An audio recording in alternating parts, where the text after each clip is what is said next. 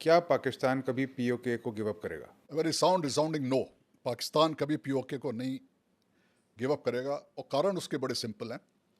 पहले बात तो आप उनका बिहेवियर देखिए 1947 से, जब एक कश्मीर के ऊपर स्टैंड स्टिल एग्रीमेंट था, वो टाइम दिया गया था कश्मीर के महाराजा को डिसाइड करने के लिए वो पाकिस्तान का हिस्सा बनना चाहते हैं या इंडिया का हिस्सा बनना चाहते हैं। उस समय धोखाधड़ी में पाकिस्तान ने ट्राइबल रेडर्स के साथ कश्मीर को कैप्चर करने की कोशिश की। उसके बाद 65 में भी उन्होंने यही कोशिश की।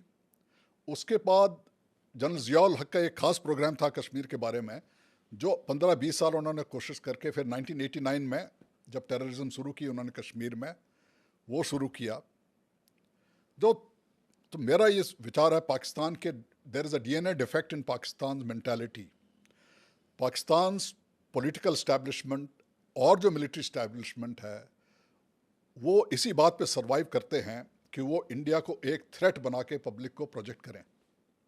सब बोलते हैं कि every country has an army, Pakistan army has a country, and Pakistan army की relevance to a great extent इस बात पे निर्भर है कि वो इंडिया और कश्मीर की बात को हरदम उठा के रखें। तो आपने देखा होगा 89 से बीच बीच में कई बार सिक्योरिटी फोर्सेस के प्रेशर के कारण टेररिस्ट इंसिडेंट्स कम हो जाते हैं, सिविलियन कैजुअल्टी कम हो जाती हैं, मिलिट्री कैजुअल्टीज़ कम हो जाती हैं। फिर आप गवर्नमेंट या मिलिट्री उसको प्रोजेक्ट करके बोलती है कि सिचुएशन बेहतर है। सिचुएशन तब तक बेहतर नहीं होगी जब तक पाकिस्तान का माइंडसेट नहीं चेंज होगा।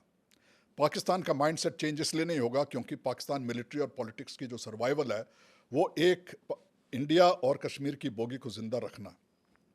तो अगर इस महीने आपके कम कैजुअल्टी हुए, एक साल कम कैजुअल्टी हुए, उसको आप ये मत गलती समझिए कि टेररिज्म ख़त्म हो गई है। टेररिज्म चलती रहेगी हरदम क्योंकि ये पाकिस्तान मिलिट्री और पॉलिटिकल के इंटरेस्ट में है। तो अभी आप देख रहे हैं, पहले पीर पंजाल के साउथ में इंसिडेंट्स कम होते थे, 4 इंसिडेंट हुए और आपकी सारी सोच विचार टेररिज्म के बारे में ख़त्म हो गई। तो आप आर्मी की 3 साल रिक्रूटमेंट नहीं हुआ, वैसे आर्मी के 1,80,000 के करीब डेफिशिएंसी है ट्रुप्स में, अग्निवीर के कारण और डेफिशिएंसी बनती जाएगी। तो सीआई ऑपरेशंस ऐसे हैं कि जो आप, जिसके लिए आपको मैन पावर चाहिए, आपकी टेक्नोलॉजी से कोई काउंटर इंसर्जेंसी नहीं जीती जाती, एक मल्टीफेस्टेड अप्रोच होती है इसकी। So the answer to your question is Pakistan will never give up its claim on Kashmir and India must never make that mistake that it will ever happen. Sir, how do you feel about the threat of China? I think that's a serious threat. आज से करीब 5 से साल तक पहले और 10 साल पहले तक इंडिया पाकिस्तान को थ्रेट समझती थी, लेकिन पाकिस्तान एक इरिटेंट है। पाकिस्तान के पास वो कैपेबिलिटी नहीं है कि वो आपको सीरियसली हार्म कर सके। Economically it's a weak country, militarily it is a, compare to India it is a less capable country.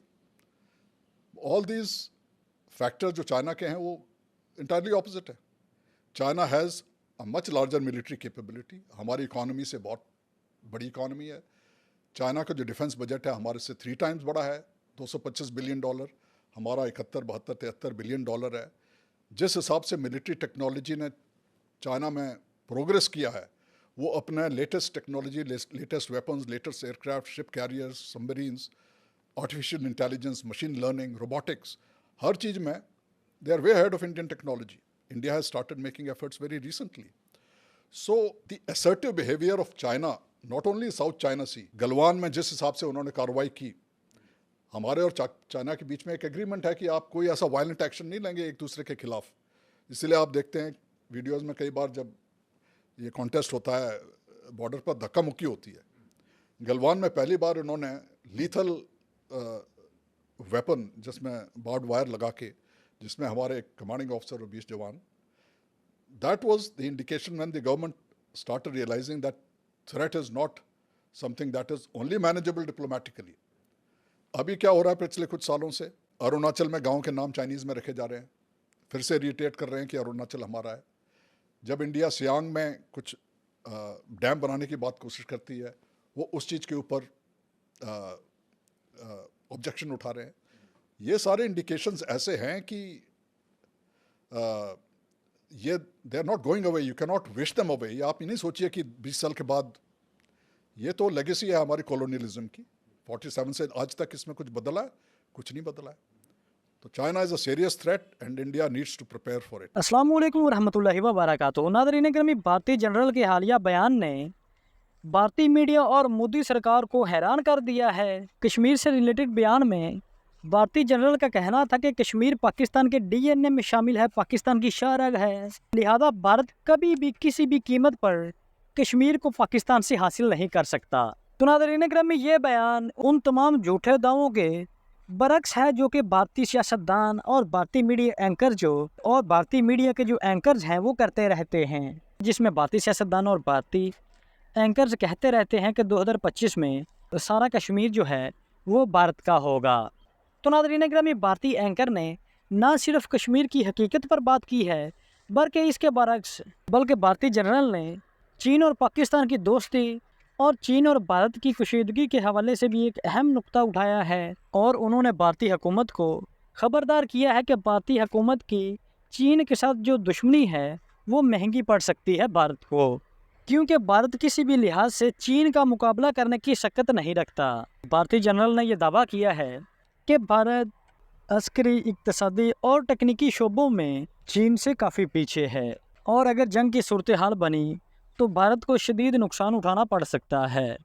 तो नाज़रीन गिरामी, ये बयान जनरल बख्शी, गौरव आर्या और दीगर भारतीय एंकर्स के लिए एक करारा जवाब है जो कि पाकिस्तान के ख़िलाफ़ मुसलसल इश्तियाल अंगेज़ बयानात देते रहते हैं।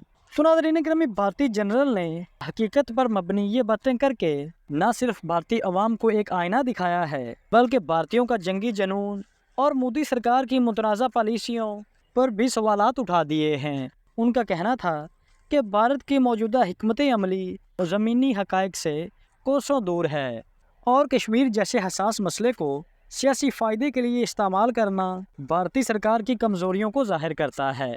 और ये बयान भारत में ऐसे लोगों के लिए भी एक सबक है जो कि पाकिस्तान और चीन के ख़िलाफ़ जंगी जज्बात को फ़रोग़ देते हैं। हमारे इंडिया के चारों तरफ इतनी सिक्योरिटी थ्रेट्स हैं, बाहर भी और अंदर भी, दैट सब इसलिए कि आप इकोनॉमिक प्रोग्रेस कर पाएँ उसके लिए सबसे ज़रूरी है कि आपके पास आपके बॉर्डर सिक्योर होने चाहिए, आपकी इंटरनल कंट्री की सिक्योरिटी अच्छी होनी चाहिए। उस पर बियॉन्ड अ पॉइंट आप कटौती नहीं कर सकते हैं।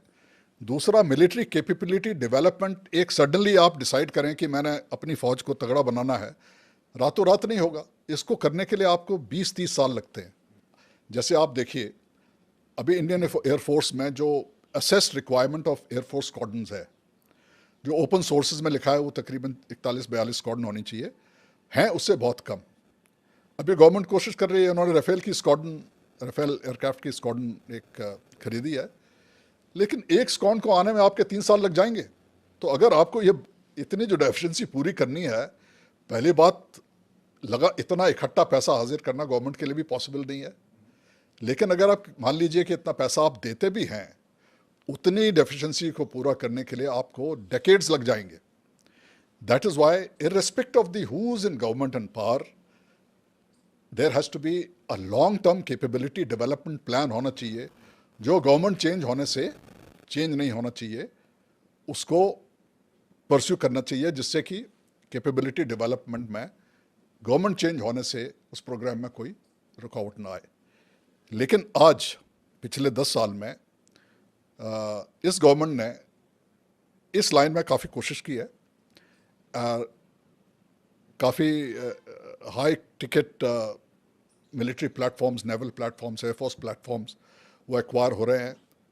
अब because capability development in the expensive ये 12 जहाज आए हैं, इनकी कॉस्ट तकरीबन 36,000 करोड़ है। Can you imagine cost of sustaining a Rafale squadron 12 aircraft plus support system, technology, transport technology. India जिस टाइप की प्रॉब्लम्स हैं इंडिया में कैन नॉट अफोर्ड। तो ये जो आत्मनिर्भर वाला जो प्रोग्राम गवर्नमेंट ने जिसको मोमेंटम दिया है, it's a very good thing. लेकिन आत्मनिर्भर आप 5 साल 10 साल में नहीं होंगे।